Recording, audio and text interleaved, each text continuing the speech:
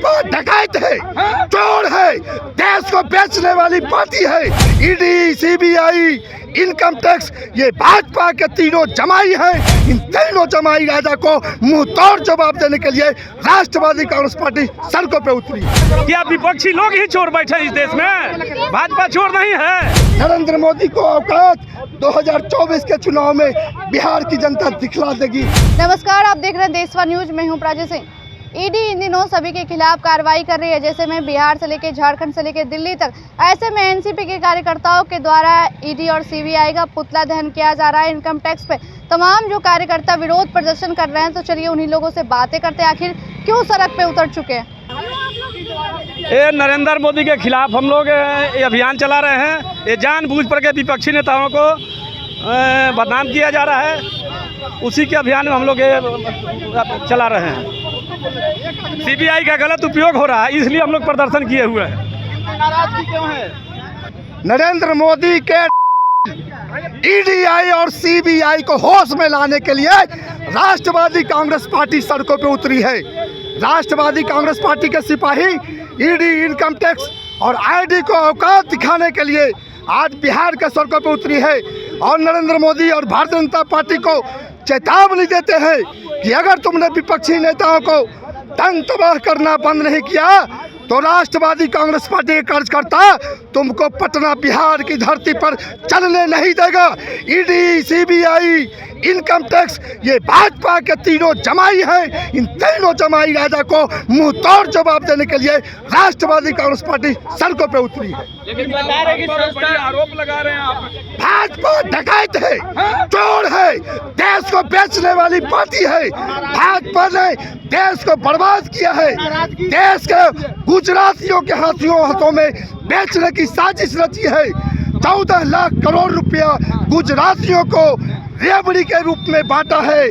बिहार के नौजवान, किसान, महिलाएं, तमाम राष्ट्रवादी कांग्रेस पार्टी के सिपाही भारतीय जनता पार्टी नरेंद्र मोदी के ईडी, सीबीआई को औकात में दिखाने के लिए आज सड़कों पर उतरे हैं। 2024 में इनको औकात दिखलाएंगे। भारतीय जनता पार्टी सत्ता से बाहर होगी। ईडी, सीबीआई को चकनाचूर कर दिया जाएगा राष्ट्रवादी कांग्रेस पार्टी के द्वारा। चोरों पे कार्रवाई हो रही है। चोर भारतीय जनता पार्टी में है। आपने देखा होगा मरहूम बंगारू लक्ष्मण, जो पूरे विश्व के मीडिया ने पैसे लेते हुए कैमरा के सामने दिखलाया। माइनिंग घोटाले में कर्नाटका के तत्कालीन मुख्यमंत्री येदियुरप्पा पर हजारों आरोप है, लेकिन उसको सीबीआई, ईडी, इनकम टैक्स छूने को भी तैयार नहीं है, क्योंकि भारतीय जनता पार्टी नरेंद्र मोदी के रूप में काम कर रही है। ईडी भारतीय जनता पार्टी के, सीबीआई भारतीय जनता पार्टी के, income tax Bharatiya Janata party के। आप तमाम मीडिया वालों से आह्वान करते हैं कि चेत जाइए। देश के नौजवान, देश के बेरोजगार, देश के किसान, देश के महिलाओं सड़कों पर उतरेगी और सवाल आप लोगों से भी पूछा जाएगा कि भारतीय जनता पार्टी में क्या एक भी बेईमान नेता नहीं है? क्या एक भी बेईमान मंत्री, एमएलए नहीं है? उस पर सीबीआई, ईडी का छापामारी क्यों नहीं? क्यों विपक्षी नेताओं को तबाह किया जा रहा है? ईडी और सीबीआई से कि नीतीश कुमार से भी है। सभी पर भारतीय जनता पार्टी से जुड़े हुए जितने नेता हैं उन पर आरोप है। सुशील मोदी पर भी सृजन घोटाले का आरोप है, लेकिन आज तक इनकम टैक्स, ईडी, सीबीआई ने पूछने का कोशिश नहीं किया, हिम्मत नहीं जुटाया। भाजपा देश को बेचने वाली पार्टी है। भाजपा देश को टुकड़ा करने वाली पार्टी है। भाजपा नौजवानों को बर्बाद करने वाली पार्टी है।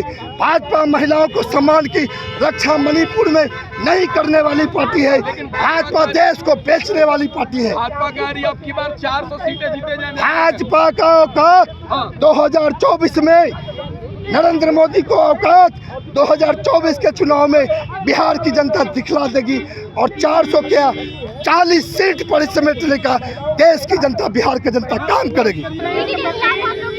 ईडी के खिलाफ क्यों नहीं हम लोग जोर लगाएंगे? हमारे नेताओं को परेशान किया जाता है। हमारे विपक्ष के जितने लोग हैं सबको गलत ढंग से फंसाया जाता है। क्या विपक्षी लोग ही चोर बैठे इस देश में? भाजपा चोर नहीं है। साबित करें कहाँ चोरी हमने किया है। गलत ढंग से फंसाना है, गलत काम है। नरेंद्र मोदी का यही दिन रात का काम है।